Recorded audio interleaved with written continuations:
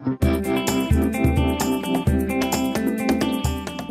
to the Listen Up podcast, where we explore hearing loss, communication, connections, and health.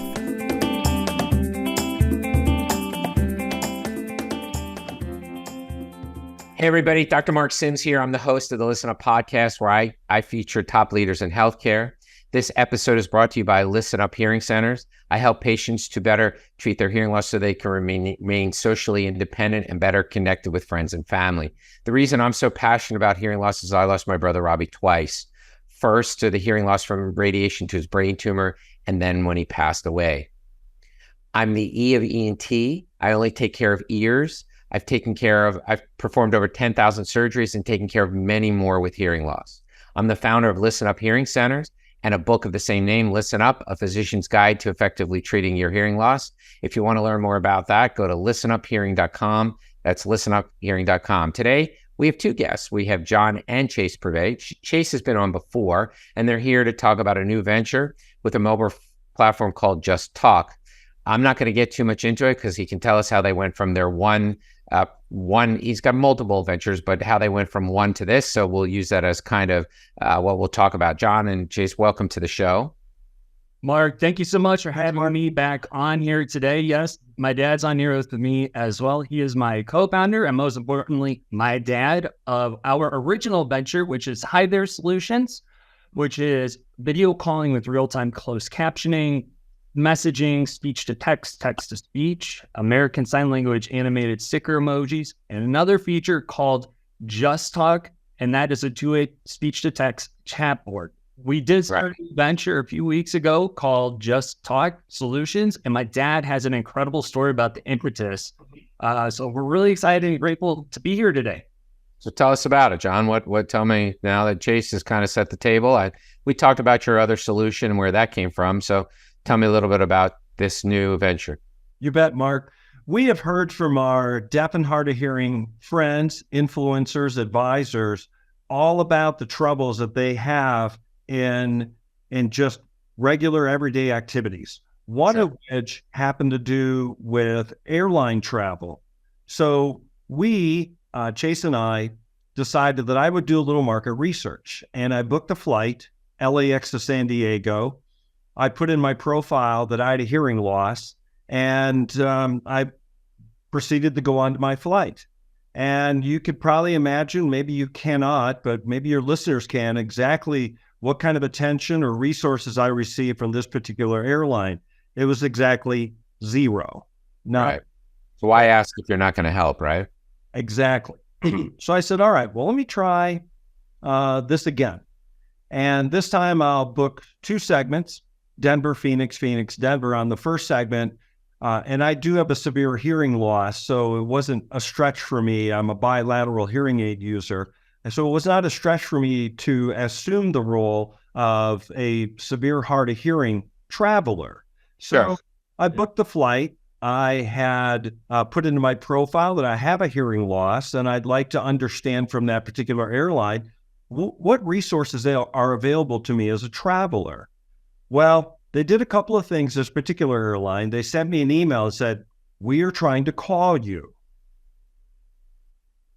They didn't know my hearing loss. They didn't know if I could speak on a phone or not, but that's basically what their standard operating procedure was. Well, just real quick, as a point of defense, many of the implantable hearing device companies actually have call-based service. So, and I remember chiding them, like, you guys do cochlear implants, but people are supposed to call your phone number. So anyway, unfortunately, I wish it were not what we're talking about, but go ahead. Yeah. So I did, in fact, call them back. They left a message, this particular airline. I called them, and they wanted to know more. Hey, what is, in fact, your medical condition? I just said, hey, I have a hearing loss. What resources are available to me on your airline as a traveler? We can get you a wheelchair. Okay.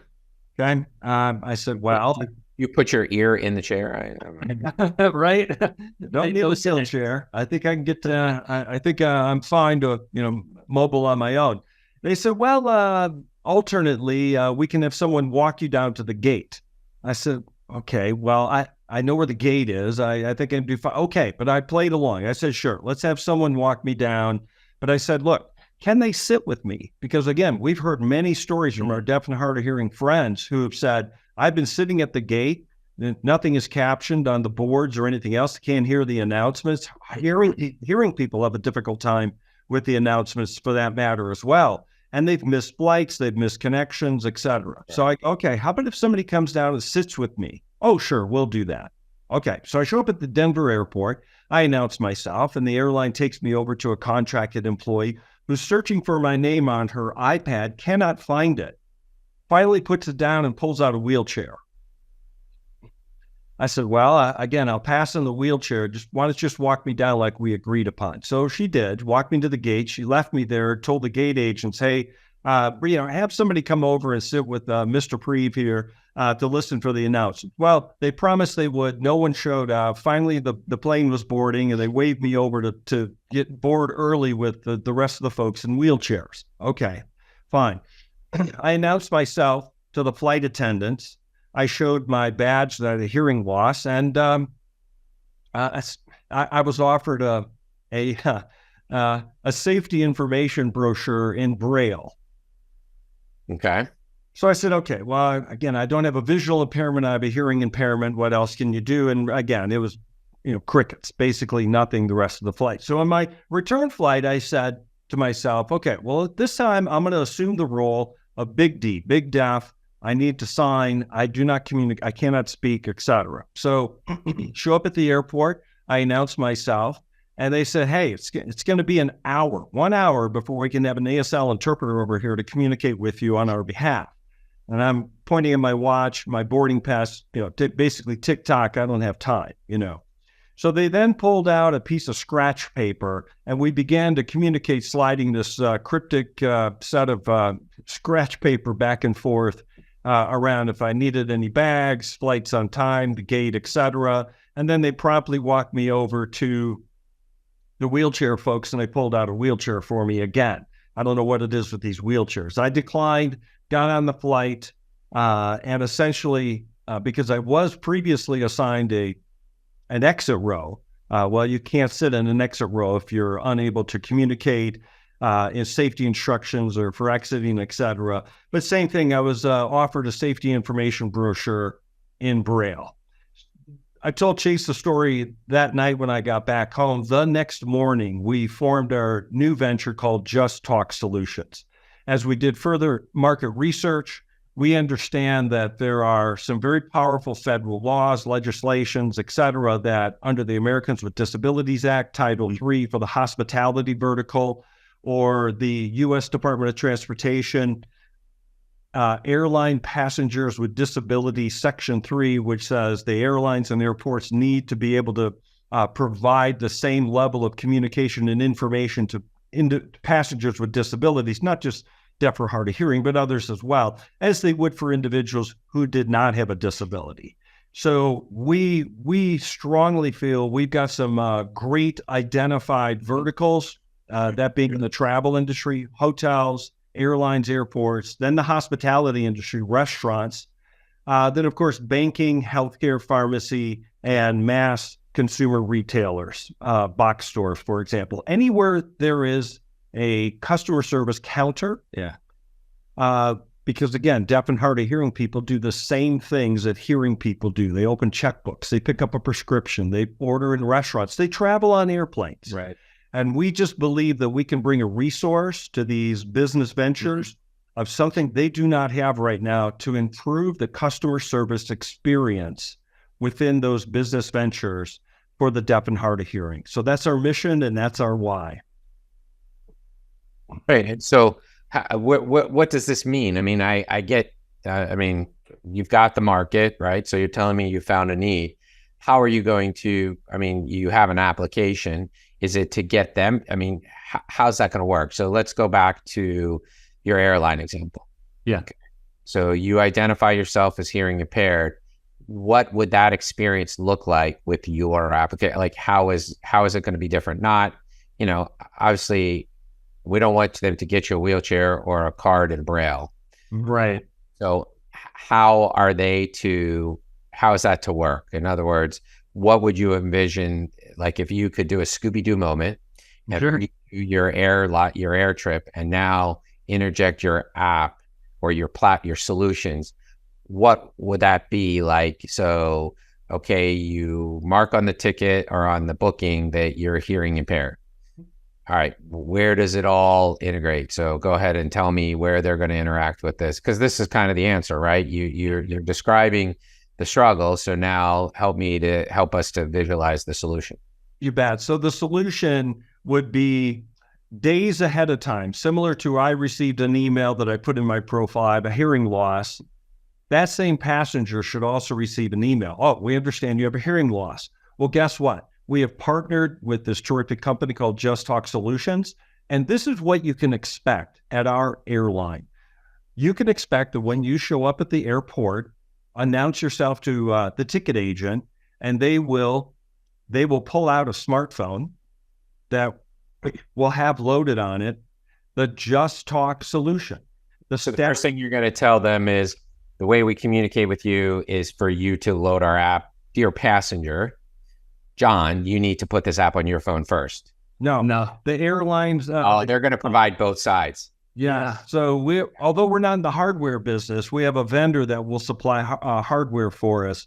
We're in the mobile app business. But the airline gate agent, or not gate agent, but ticket agent way out in front would pull out their smartphone that has the Just Talk app on it. They would open it up. They would then begin to have a live two-way conversation that can either be speech to text, text to speech, messaging, or some of these animated sign language sticker emojis for that conversation.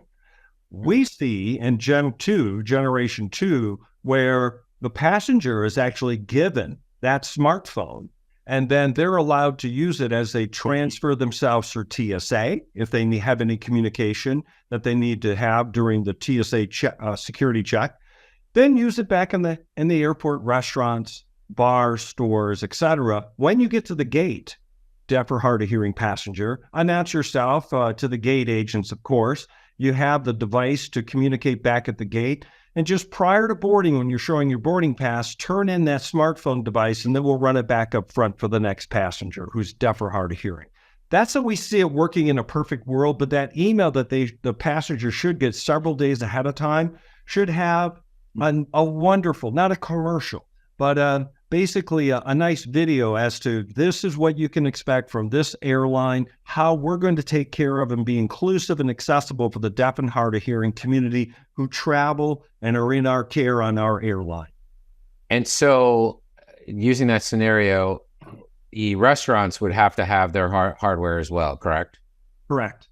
So at a hotel, in the first generation, that is. So in the first generation, yes, they would have to have it, as an example, at the airport.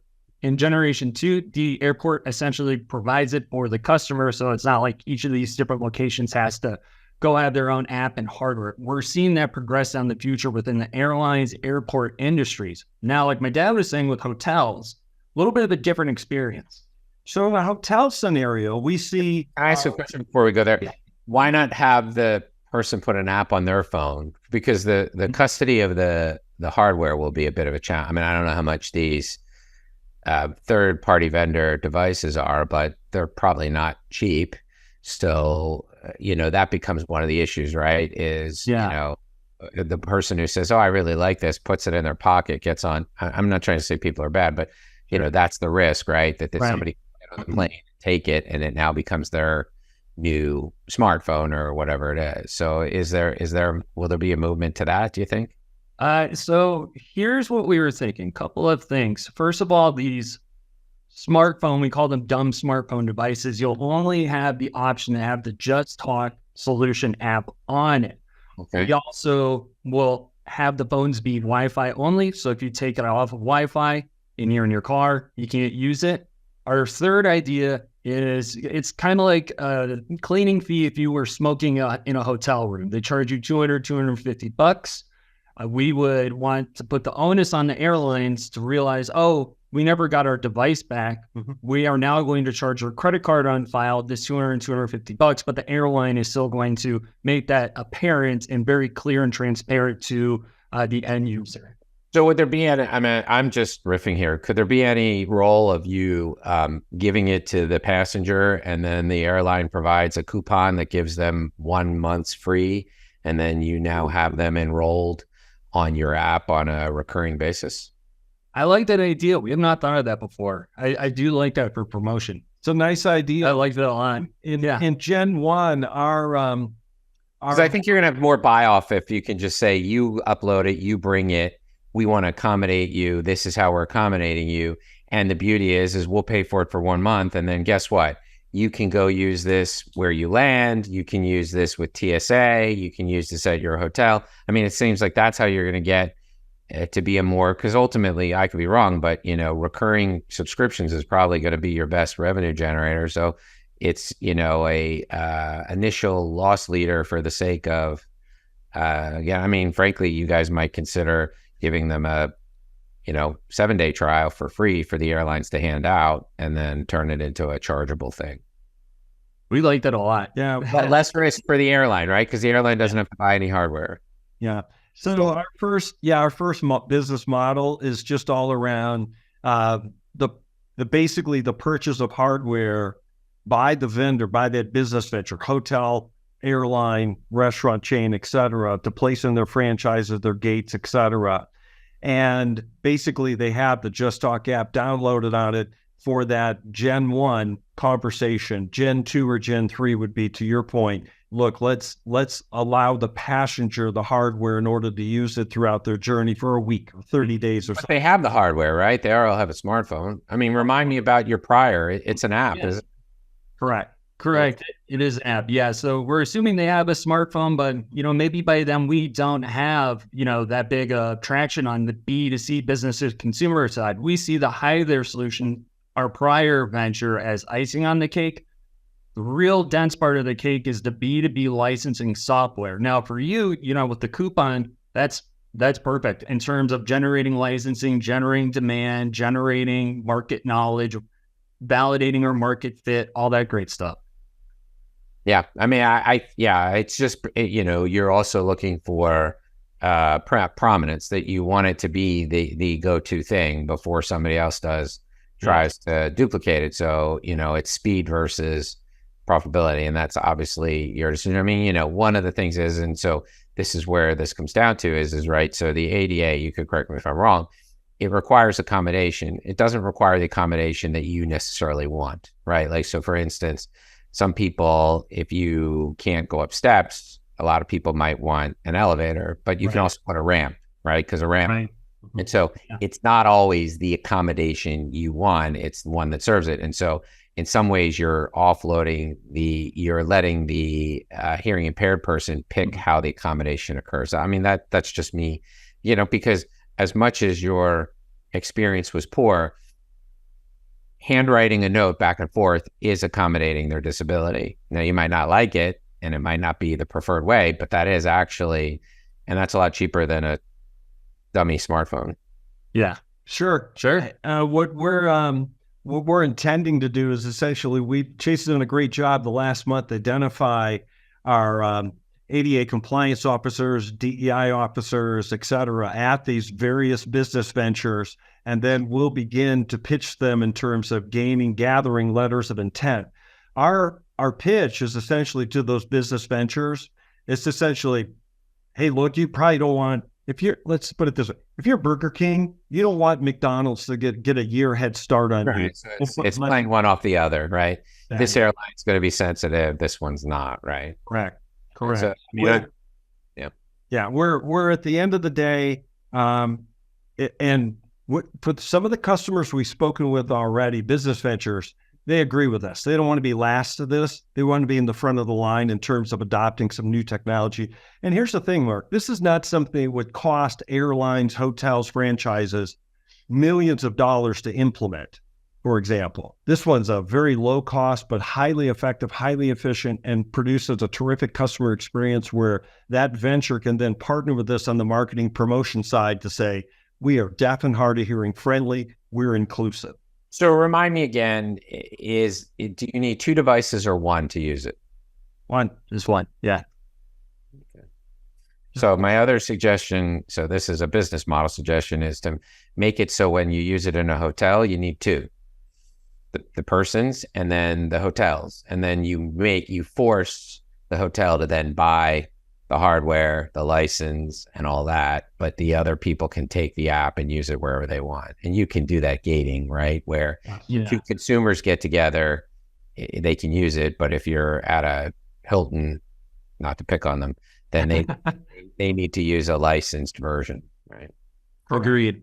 Yeah, we in Gen 2 for the hotels, we envision the guest going through the hotel front desk check-in experience, being handed the smartphone, the dumb smartphone, if you will, with the Just Talk app on it, and being able to use it while they're during their weekend stay or week stay or whatever throughout the hotel.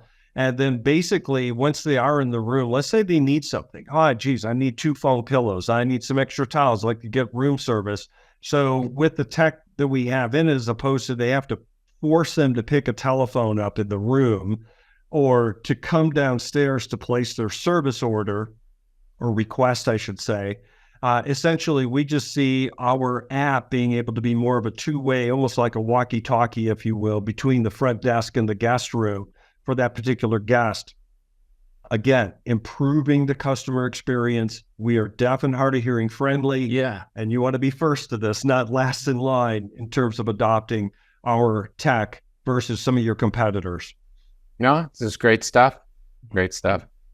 Thank you. Thank you. And especially, this is another perfect timing, and it's going to sound weird to say, but with masks coming back, and if you're a deaf, hard of hearing person, you're a lip reader, it's super frustrating just trying to communicate two-way back and forth what you want. So we see this. I mean, we developed this during COVID. I used it during COVID, and it works beautifully on our B2C side. We're just, from your experience and what we've heard from a lot of our influencers, it's just like, hey, they would love this. They need it. It's not out there like in a very one-dimensional sense. You have competitors of ours, but they're more focused on note-taking, whereas we're all about inclusivity, accessibility as it relates to communication, because we feel currently it's just having that accessibility is unfortunately a privilege, and we think it should be a right. Sure. No, I think it's great. And so, I think it's going to be a great undertaking, and, you guys are always looking for where to apply this technology and how to help out the hard of hearing and deaf population communicate and interact. And I think that's really admirable. Thank you. Thank you. So, John, I asked your son this already. What's your favorite sound? Did you say song? Sound. My favorite sound. Oh, well, I grew up in Wisconsin. So the state bird is the robin. And every morning, in the mornings, the robins would come out because they're up early and they're singing like crazy. So I'd have to say my favorite sound is that of the robins singing in the morning to wake everybody up, basically. Well, that's wonderful. So guys, if they want to learn more about your application, what do they do, or how do they find you? Absolutely. So they can go to www.justtalksolutions.com.